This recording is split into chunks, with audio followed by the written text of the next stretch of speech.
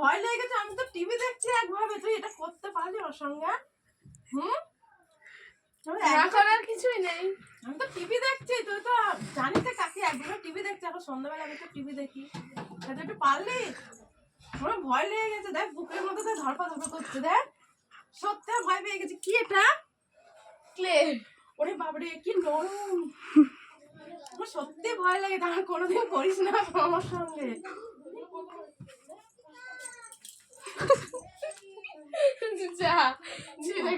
কি পারলি আমার সঙ্গে এটা করতে?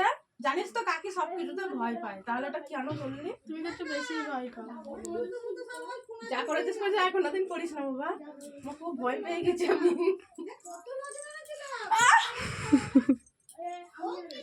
ঘুষে মার বাবা।